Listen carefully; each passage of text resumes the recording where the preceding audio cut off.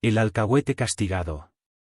Durante la regencia ocurrió en París un hecho tan singular que aún hoy en día puede ser narrado con interés. Por un lado, brinda un ejemplo de misterioso libertinaje que nunca pudo ser declarado del todo. Por otro, 3 horribles asesinatos, cuyo autor no fue descubierto jamás.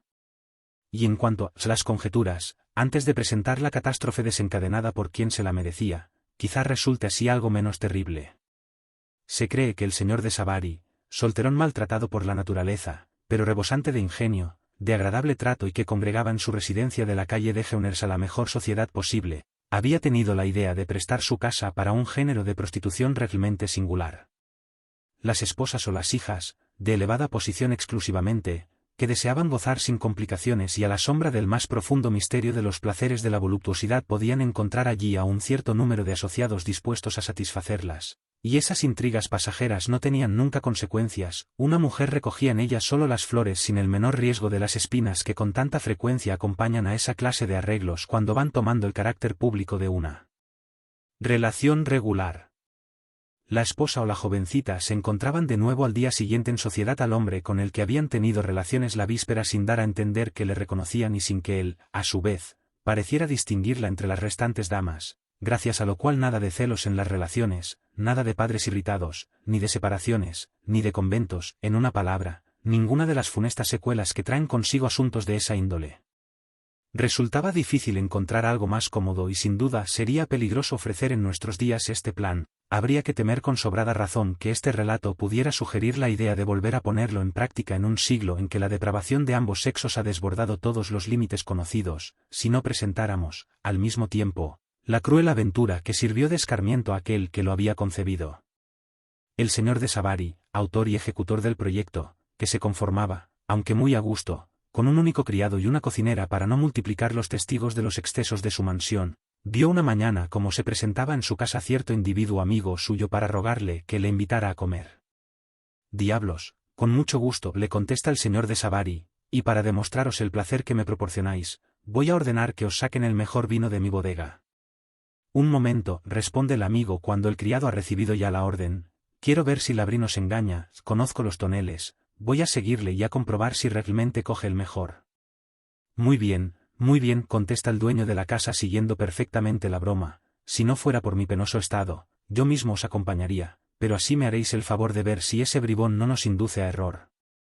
El amigo sale, entra en la bodega, coge una palanca, mata a golpes al criado, sube enseguida a la cocina, deja en el sitio a la cocinera, mata hasta a un perro y a un gato que encuentra a su paso, vuelve a la alcoba del señor de Savary que, incapaz por su estado de ofrecer la menor resistencia, se deja asesinar como sus sirvientes, y este verdugo implacable, sin turbarse, sin sentir el más mínimo remordimiento por la acción que acaba de perpetrar, detalla tranquilamente en la página en blanco de un libro que halla sobre la mesa la forma en que la ha llevado a cabo, no toca cosa alguna, no se lleva nada, sale de la casa, la cierra y desaparece.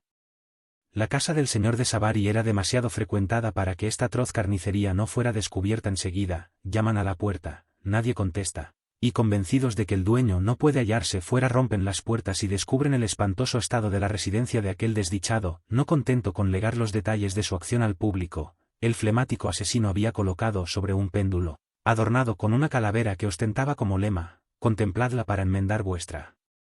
vida», había colocado, repito, sobre esta frase un papel escrito en el que se leía, «Ved su vida y no os sorprenderéis de su final». Una aventura semejante no tardó en provocar un escándalo, registraron por todas partes y el único objeto que encontraron que guardara alguna relación con esta cruel escena fue la carta de una mujer, sin firma, dirigida al señor de Savary y que contenía las palabras siguientes: «Estamos perdidos, mi marido acaba de enterarse de todo, pensar en el remedio, solo Paparel puede aplacar su espíritu, haced que hable con él, si no, no hay ninguna salvación».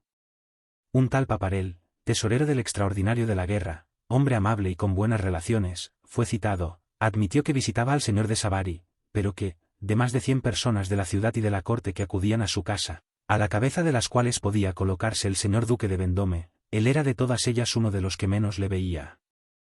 Varias personas fueron detenidas y puestas en libertad casi enseguida.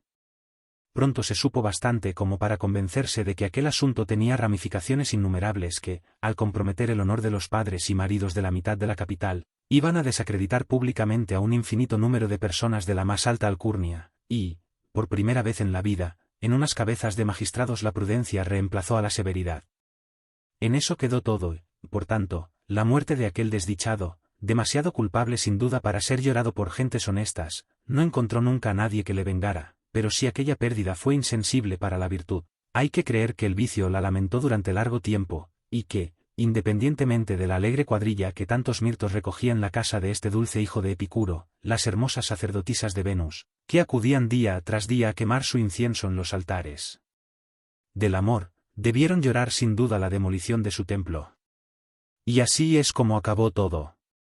Un filósofo comentaría, glosando esta narración, si de las 1000 personas a las que tal vez afectó esta aventura, 500 se alegraron y otras 500 la deploraron, la acción puede considerarse indiferente, pero sí, por desgracia, el cálculo arrojara una cifra de 800 seres lesionados por la privación del placer que esta catástrofe les ocasionaba contra solo 200 que creyeran ganar con ella, el señor de Savaria hacía más bien que mal y el único culpable fue aquel que le inmoló.